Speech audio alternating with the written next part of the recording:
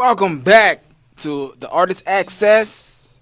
We are here again with another dope, phenomenal artist, and she's not new to this platform.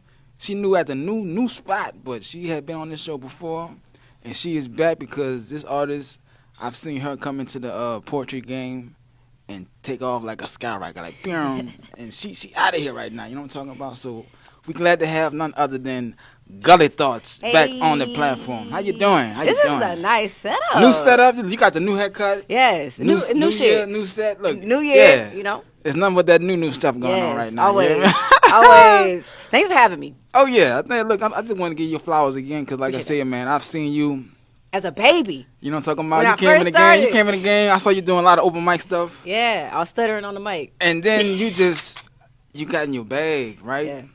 Yeah. You just constantly keep excelling, right? Yeah. I think Houston, like, you were talking about with Rob, Houston has excellent artists, man. Yeah. So I feel like when I came on the scene, I was wowed. I was shocked. I was just like, okay, they spitting for real. Like the ciphers, just them just getting up out their seat, talking their shit. Like, it was a whole different world for me when I first came in. And I just, was just watching. And I observed and I took notes. And then I just add my own sauce to it. Yeah. You know? Now, you were doing the music, too, in the beginning, right? Before you started doing poetry? Yeah, well, I feel like since I was a kid, I always liked making beats. Yeah. My parents gave me a laptop when I was going to college. And they had this thing called GarageBand. And so I was just playing around with it. And I always wrote poetry, too. So I was like, let's just put them together. Right. And everybody say I should do rap, but I'm a poet. But you dropped a video, a music video, like last year, at the end of last year. Yeah. Hey, fire. First of all, the video was fire. Thank you. Whoever did that for you, they know the hell they doing. Blue Visuals. You know what I'm talking about? Follow him at Blue Visuals. BLEWVISUEUA. How you spell visuals? Y'all know. There you go. Visuals. Blue Visuals. Yeah, he did his thing. Yeah. So those two songs are you working on a project or something? Oh, so I dropped a spoken word EP too. Okay. Yeah, it's on streaming platforms. So it's called Heal Boss Up Repeat, the same as my book. Kept keeping the brand the same. Yes. Yes. Yeah. How many tracks you got on there? So it's 5. 5 tracks. Yeah. Okay. So 4 of them have instrumentals, and the last one is acapella. Acapella. Yeah. Straight poetry. Yeah. Straight poetry. See what I'm talking about? Yeah. Yeah. I just feel like we are artists. At the end of the day, we could poets, rappers, whatever. We're artists. We make art, and I feel like we can do it on stages. That's amazing. But there's people that not here that need to hear our shit, and so social media and streaming is where it's at right now. Right. So I say everybody that does art put out a visual. Oh yeah. Because it's your brand. It's you. So when they can see you doing your art, they can fall in love with your poetry and fall in love with you at the same time. So. Right. Now, if you're doing no more videos, though, we got Main Frames in the building. Look, right? I see. I can just see myself walking down this red carpet right here. So he got his own company. Yes. And he does videos, photo shoots, all of that good stuff. What's his name? He fire with it, too. Main Frames. All right, y'all go follow him, too, because I am. Yeah. That's what's up. Yeah, now, that video I saw with the, I think you had somebody playing your younger self or Yeah, something? That's my niece. That's your niece? Yeah. Who came up with the concept for that, right? That was you? Oh, that was you? Yeah. Hey, so the director... that's actually the videographer's wife. She did amazing. She was just giving me so many ideas, and we were so aligned. But I had asked my niece 2 years before that, but she was still shy. She was still in her like, I don't want to be in front of the camera. But now she could be on, in front of the camera doing TikToks with her friends. So she was like, yeah, I'll do it. Yeah. So I gave her the script and I gave her my poem, and she just listened to it over and over, and she got my cadence down and everything. She was a little gully, so I was really proud of her. She's only 11. She was a natural. Yeah, she's only 11, so it was just dope because I really wanted to show the whole poem. It sounds like I'm talking to God. And I'm like telling him, like, dang, can you hear me? Like, I'm going through a lot. I don't want to be here. I want to commit suicide. This world not meant for me. And I wanted the visual to show that I was talking to my inner child. Because I think a lot of times we blame God for a lot, but it's because we not listening to ourselves. We not listening to that voice inside us. So that video just kind of, shows that conversation. So we both talking to the mirror. She talking to me. I'm talking to her.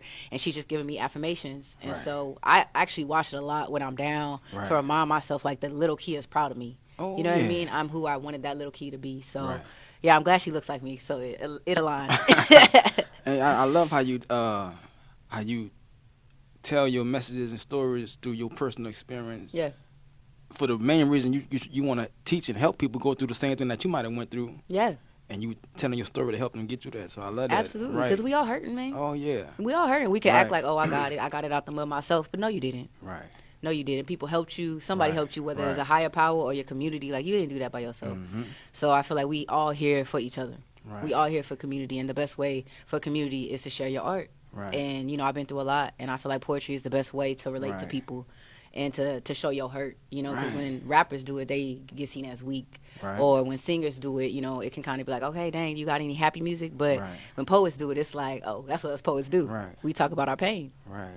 And that was inspiration for you for your 3 books, right? You wanted to. Yeah, absolutely. Yeah, so absolutely.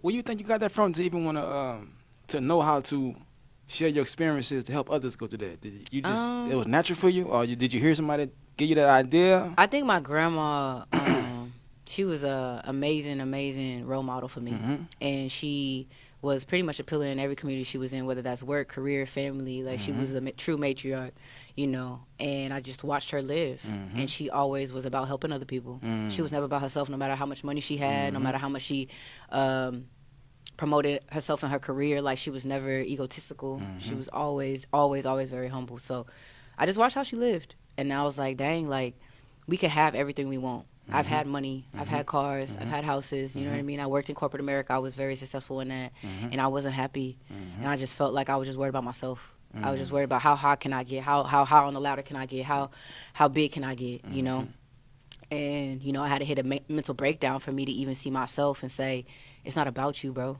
You was not put here for you. It's a bigger story. And, looking at my grandma's life, I'm like, yeah, that's true living.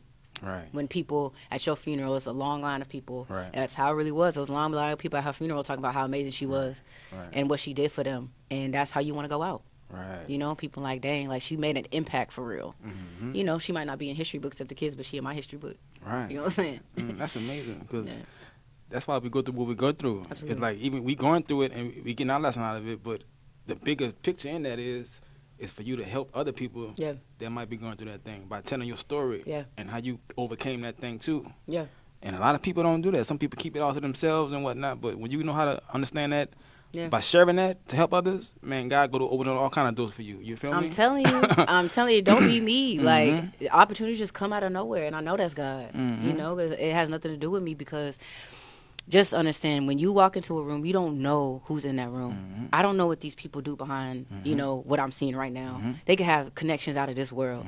So when you step in that room and you help somebody, or you just give your life to somebody, they're going to remember that. And they're going to be like, tell your name in another room, and then that person going to tell your name in another room. And now people know you. You don't even know they know you yet. And they call you like, hey, I heard about you. And you're like, how? And now you booked. You know what I'm saying? Now you on a project or something. You don't even know these people. Because they heard about your light. You know what I'm saying? So my books, my album, my visuals, whatever it is, it's just to inspire, Now, I know you got number 4 coming out. I know you got another book coming out. I actually do. I'm actually writing on something. I'm actually writing on something now. I'm really hoping to release it soon. It's actually a murder romance mystery. So I'm stepping away. It has poetry in it, but it's actually a novel. So see, you write so much that I'm stepping out of my comfort zone. You ever thought about writing? And see, you good with the visuals. You're a great writer. You ever thought about writing some real visuals, like on some little skits or a little short film, something like that? I never thought about that. Man, you better what? I never thought about that. Hey. That seems like a big project. Like, hey, I think you'd be with great the right at team, that. I think you'd be great. If I met the right people, it's all about collaboration, right? If I met the right people already doing that, yeah. and then they could like teach me, but yeah, I've never thought about that. It's the same thing with you already doing, I'm telling you. I'll look into it. Gully Films coming. Okay, Gully Production. I'm here for it. I'm open. Yeah, I think that's the thing about life, to be open. Yeah. Because I used to say never, never, never. I said I would never perform on stage. Believe it or not. I said I would never do that. Right. You know, I always did it for my family. Like you said you did at your family functions. I did at the family reunions and stuff. Right. And they always like, get on stage. I was like, no, what? But that prepared you. Yeah.